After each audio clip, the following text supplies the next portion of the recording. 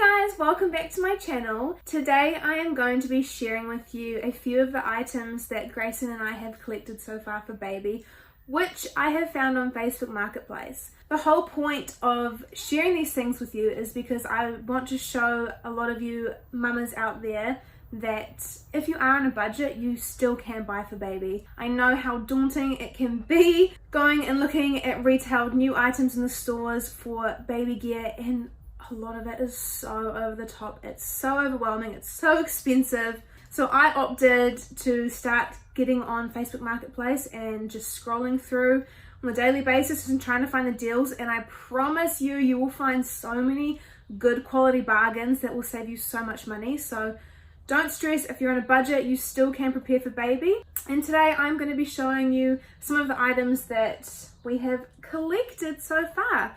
Some things we were also lucky enough to be given. The support that we've received has been so great, and I'm so thankful for that. A lot of the smaller items I have opted to buy in store new, but a lot of the bigger, like furniture items, more expensive things, we did opt to go second hand. Facebook Marketplace, I'm telling you, is the shit. So jump on there, jump on Trade Me, start looking for those bargains, and I promise you, you will save so much money.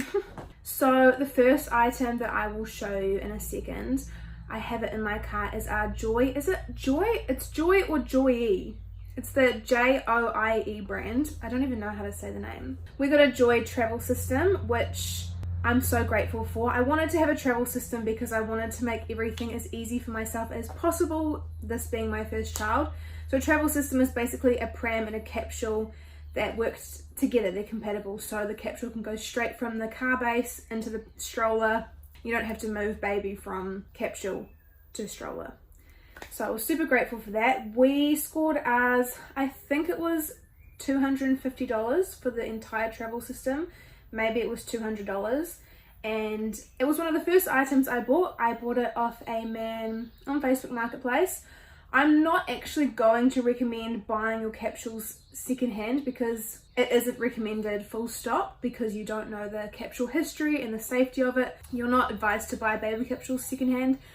Personally, Grace and I don't see a massive safety risk. We believe that the capsule is in great condition. The previous guy looked after it really well and he bought it brand new. So we were comfortable to buy the travel system secondhand, but just putting it out there that it isn't actually recommended. But yeah, we'll head out to the car and I will show you that now. So this here is the capsule. It came with the base as well. It's in such good condition. I love it so much. I did give it a little bit of a clean, although it really didn't need it. But that's the capsule. And then in the boot of the car, this is where we keep the pram. So I also gave this a little clean down, even though it really didn't need it. But it's in such good condition, and basically you can just clip the capsule and just sit on top, because obviously baby is too small to sit in the pram. And we were also given, honestly, I don't even know what this is. Someone please in the comments or DM me, Instagram DM me, what the heck this is. Don't even know. And then we have a waterproof cover to go on top of the pram in case it rains. The next thing that I managed to get, I think this was the first thing I bought for baby, and it was this beautiful, can you see, Moses basket behind me. It was $85, I believe, maybe $80. I got it again off Facebook Marketplace. A lady in Palmy, she used it for I think the first month, but her baby just didn't like it for some reason, so it's barely been used, pretty much brand new. So it was such a score. She also gave us 2 sheets to go with it, and it comes with the mattress as well. So this here is what it looks like. It's just the stand, and then obviously you can take the basket off. But yeah, it's in awesome condition. Freaking love it, and was such a score. There's like no marks or scratches, barely been used. And yeah, it did come with this sheet here and one other. When it came to baby's change table, I really did some brainstorming and thinking about what it is that I wanted. I was going to get one of those change tables that are also a baby bath, where you lift up the change table and the bath is underneath, so I could have the tub and the change table together. But I did find that some women had those change tables built in on top of a set of drawers, and I just fell in love with them as soon as I saw them, but they were so hard to come across. Even buying them new, I could barely find them in the stores. But I held to it and I told myself I'm not going to buy anything until I find something on Facebook Marketplace that matches what I want. And I was so happy when I finally found one day. A lady was selling it in Porirua. It is in used condition, it wasn't in the best condition, but I got it for $150. So this is it here. It was $150. It's definitely in used condition, as you can tell if you look up close. Obviously that could just be sanded back and painted, but it just doesn't bother me enough, so I'm just going to leave it as it is. And it also came with the change pad and 2 covers to go with it. So I was super stoked about that because that's where most of baby's stuff is stored. So I'm in the bathroom now. You can probably tell by how echoey it is in here. But this is where I keep the baby tub and stand. I thought it would be convenient having the stand as well as the tub, but this was $40. So this is it here. It's in absolutely perfect condition. I did give it a clean, but I'm going to have to give it another clean because it's gotten a bit dirty just sitting in here. But like I said, it comes with the stand, tub, and I can't remember what these are called, but that's the support thing for baby while she's a newborn for her to lay in. So the next thing I'm going to show you, we did get brand new at the store. We were given a gift voucher from Grayson's dad. So we headed into the baby factory and we found a baby swing on sale. I believe it was somewhere between $200 and $300 down to $150, and that was exactly how much we had on the gift voucher. So we were able to get that brand new, which was super nice because, you know, a lot of the bigger things that we do have are secondhand, so it was awesome to be able to get this brand new from the store. So this is the swing here. It's freaking adorable. Was super easy to put up. The controls are right here. You can change the speed. There's different songs on it, and it's also got a timer on it. All I had to do was set it up and put the batteries in, so that was such a bargain to get. I'm super thankful and grateful for Grayson's dad and stepmom for doing that for us. One of the things that we weren't planning on buying but ended up being a necessity for us was this baby monitor. We were also lucky enough to get this brand new. This was a baby shower gift from my mum and dad. So it's actually got the audio and the video baby monitor we got from Baby Factory. It was $130, which is really cheap compared to the other ones. We weren't going to get one of these because we just felt it was a little bit unnecessary, but moving into my parents' house, we're actually we're renting or like hiring out a cabin / sleep out sort of thing, which is going to be fine for the summer while it's good weather. Being outside, there may be times when baby is sleeping out there and I'm in the house, so I thought it would be necessary to get a baby monitor just for that reason. And then the last big thing that we were gifted, which we are so grateful for, is this Peepee Pod baby lounger, whatever you want to call it, right here. A lot of like Peepee Pods don't really look like this, so this one does have a cover on it that it came with. It's super handy to have just for baby to lounge in and sleep in anywhere in the house. It's easy to carry around.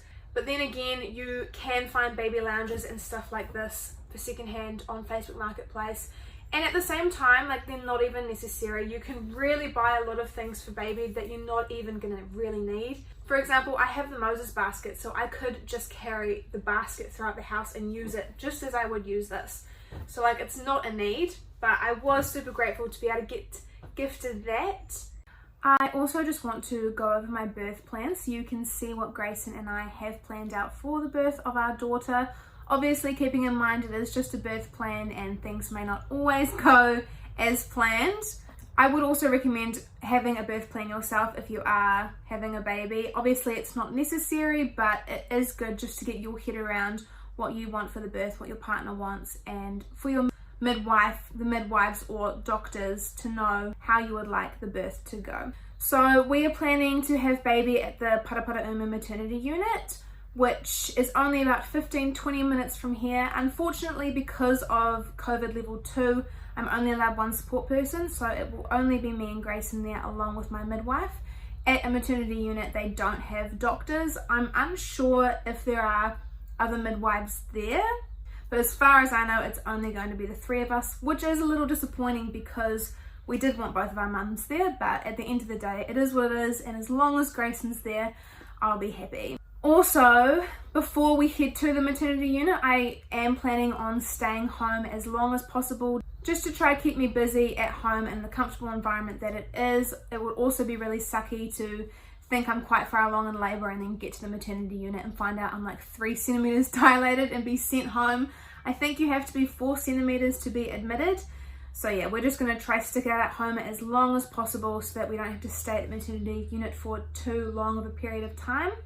I also am bringing along my speaker so that I can play music at the maternity unit, just to try to set the mood a little bit. It may be a good distraction for me. I just think that I'll find it helpful and will enjoy having the music going on in the background. In terms of fetal monitoring, I've just written down that I'm comfortable with whatever my midwife thinks is best for me. For photos and videos, I do want photos before and after the birth. I want labour clips. I also want the birth filmed. It makes it a bit difficult not being able to have our mums there because my mum was originally going to do that for us. So I have written down that I would like my midwife or another midwife to help out with that if possible. If not, we can try to do it ourselves. We're just going to have to roll the punches with that one and see how we go. I have written down that I prefer no induction, but then again, if my midwife thinks it's necessary, then I'm comfortable with doing whatever she thinks is best. However, I would prefer natural induction methods over medical. In terms of tearing and episiotomies, if you don't know what an episiotomy is, it's the snip that they make between your vagina and your bum hole. Basically to make one big hole so your baby can fit through. So I've written down that I don't want an episiotomy, but I was happy to know that my midwife doesn't do those anyways, and there's no doctor at the maternity unit, so I won't be having one of those regardless. However, in terms of tearing, I have asked if she can tell me when to push and not to push, just because she knows best, and hopefully that'll help reduce the chances of me tearing. During the labour, I have written that I'm happy to have student midwives there, although I don't think there will be any. I've also written down that I want to be as active as possible. I know the maternity unit has lots of different birthing equipment, so I will be trying out those. I've also asked for advice on positions, etc. from my midwife. You know, I'm open to hear whatever she has to say. I've asked to be reminded to keep up my fluids and go toilet, because I know in the moment that is not going to be something that I'm thinking about. I have also written down that I'm not aiming for a water birth. However, I may be open to the idea of it. In the moment, I do know that there is a birthing tub at the unit to use. In terms of delivery, Grayson wants to deliver the baby, so I had a discussion with my midwife and she said that he is allowed to under her guidance, so they will do it together, which is super exciting. And I've also written that as soon as she's born, I want to put straight on my chest, which is obviously what would normally happen anyways. For after the delivery, in case of an emergency, I want the baby to stay with Grayson. I know when I was born, my mum was rushed from Kenepuru maternity unit to Wellington Hospital, and I went along with my dad in the car and followed them in the ambulance. So if anything similar was to happen, I've just made it clear that I don't want baby to stay with me. I want her to be with Grayson, not with midwives, not with doctors, with Grayson. I want skin to skin bonding straight away with baby, which I believe is what usually happens anyways. And if we're not in an emergency situation, I do not want to be separated from baby. I want her, as soon as she's born, to be in Grayson and I's care. When it comes to delivering the placenta, I would also like to do that naturally. But if we're having issues and my midwife wants to induce the placenta or however it works, then I'm comfortable with what she thinks is best. Once again, we want Grayson to cut the umbilical cord, which is usually what happens under the midwife's guidance. And also I'm going to breastfeed, so I have written down that I just want to breastfeed as soon as the midwife recommends, and I'm open to having help and support from her because clearly I've got no clue what I'm doing. And the last thing I want to go over is pain relief. So the biggest thing for me during this birth is to have a natural birth. Being at a maternity unit, I don't actually have the option of an epidural due to no doctors being around, which I like because I'm sure in the moment it is very easy to scream out for that pain relief. So by having that option taken away from me, it's just not going to be an option for me, which I like. I also remind myself that women are made to feel this sort of pain. It is a positive pain. It happens to us so that we can meet our baby. And for thousands of years, women have been doing it without pain relief. So I'm sure I can do it. We'll see. Although, however, at the maternity unit, we are offered gas and morphine. So I've written down that I'm open to use the gas. However, I don't want to try the morphine either.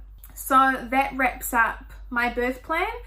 I wish I had done hypnobirthing classes, but it is a little too late. I'm 38 weeks pregnant today. So obviously I've missed my chance to do hypnobirthing classes.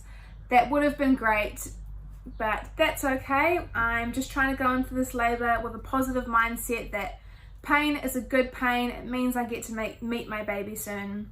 And I'm just going to roll with it. I'm not going to fight it. I'm just going to breathe through it and try and let my brain go to a happy place. But like I said, I have got no clue what I'm in for, and a lot of you mamas out there with babies are probably going to watch this video and laugh at me and be like, girl, you got no clue what you're getting yourself into. And I know, but we're trying to stay as positive as possible. So anyways, I hope you have enjoyed today's video and got something out of it, and I will catch you guys in the next one.